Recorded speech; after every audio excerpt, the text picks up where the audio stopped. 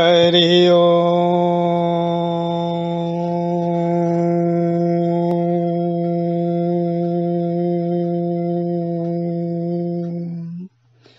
बोलिए श्री सद्गुरु भगवान की जय। बोलिए श्री गणपति महाराज की जय। बोलिए श्री गौरी शंकर भगवान की जय। बोलिए श्री अम्बे मात की जय।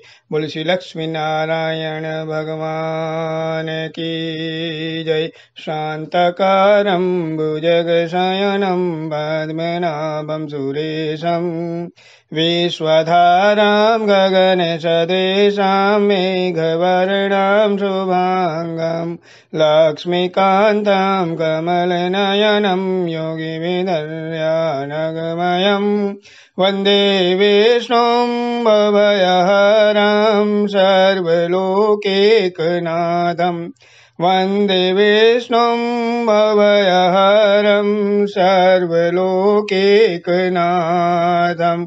बोल श्री लक्ष्मी नारायण भगवान की जय। आज श्री माघ मास महात्म्य कथा श्री 22वां अध्याय। 22वें अध्याय में ब्राह्मण वेदनिधि ने महर्षि लोमश से कहा कि हे महर्षि, आप मुझे देवद्युति नामक वैष्णव का संपूर्ण चरित्र विस्तार से बताएं। तो महर्षि लोमश बोले कि हे ब्राह्मण, श्री सरस्वती नदी के सुंदर शांत तट पर पर्वत के ऊपर अनन्य विष्णु भक्त महात्मा देवद्युति निवास करते थे। वे भगवान विष्णु के वश से उत्पन्न हुए थे। भगवान विष्णु के अनन्य भक्त थे। कठोर तपस्या करते, नियम पूर्वक जीवन का यापन करते थे। उनकी काया तो क्षीण हो गई थी, लेकिन मुखमंडल पर अनुपम तेज था और किसी की भी दृष्टि उनके मुखमंडल पर स्थिर नहीं हो सकती थी। परम विष्णु भक्त थे महात्मा देवद्युति और नित्य प्रति भगवान का बहुत तल्लीनता के साथ भजन और पूजन करते थे।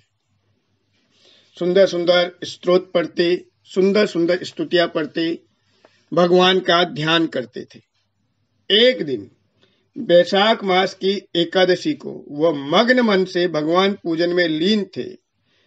इतने लीन थे कि भगवान उनकी स्तुति सुनकर अत्यंत प्रसन्न होकर श्री गरुड़ जी पर आरूढ़ होकर उनके सामने उपस्थित हो गए। बोले श्री लक्ष्मी नारायण भगवान की जय। जब महात्मा देवद्युति ने साक्षात विष्णु भगवान को अपने सम्मुख देखा तो उन्हें अत्यंत हर्ष की अनुभूति हुई, अत्यंत रोमांच हुआ। वह अपनी सुध बुध खोकर भगवान को अपलक निहारते रहे। अपने भक्त देवद्युति की ऐसी भाव विभोरता देखकर भगवान विष्णु ने मुस्कुराकर उनसे कहा कि हे देवद्युति, तुम मेरे प्रिय भक्त हो तथा मनसा वाचा कर्मणा मुझको ही समर्पित हो।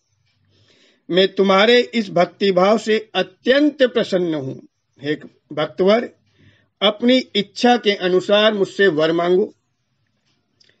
जब भगवान ने ऐसा कहा तो महात्मा देवद्युति आनंद में मग्न होकर करबद्ध होकर निवेदन करने लगे कि हे भगवान,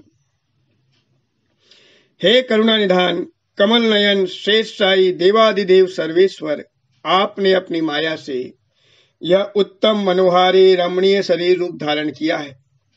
योगियों, ऋषियों तथा तपस्वियों को भी आपके दर्शन दुर्लभ हैं और आपके दर्शन पाकर मैं कृतार्थ हुआ। हे प्रभु, आपके दर्शनों से श्रेष्ठ और कौन सा वर है जो मैं आपसे मांगू। हे करुणा निधान, हे दया सागर, हे दीन बंधु, आपके दर्शन प्राप्त होते ही तीनों लोकों के उत्तम फल की प्राप्ति हो जाया करती है। समस्त कामनाएं तिरोहित हो जाती हैं। आपके दर्शनों से श्रेष्ठ ऐसी कोई वस्तु नहीं है जिसकी मैं आपसे याचना करूं। हे लक्ष्मीकांत, मैं आपसे एकमात्र यही वर मांगता हूं कि मेरे हृदय में सदैव आपकी भक्ति बनी रहे। मेरी अन्य कोई कामना नहीं है, केवल आपकी अचल भक्ति ही मेरी एकमात्र अभिलाषा है। ऐसी प्रार्थना, ऐसी स्तुति महात्मा देवदूती ने श्री भगवान की करी। अपने भक्त देवदूती के ये वचन सुनकर भगवान लक्ष्मी नारायण ने कहा कि हे भक्त प्रवर देवदूती, तुम्हारी कामना नीति धर्म और भक्ति से ओतप्रोत है। हे निष्पाप, मैं वर देता हूं कि तुम्हारी भक्ति और तप में कभी कोई विघ्न बाधा उत्पन्न नहीं होगी। साथ ही तुम्हारे द्वारा निर्मित इस स्तोत्र को, जो तुमने अभी मेरी स्तुति करी है, इस स्तोत्र को पढ़ने वाले भक्तजनों के समस्त पापों और संतापों का नाश होगा।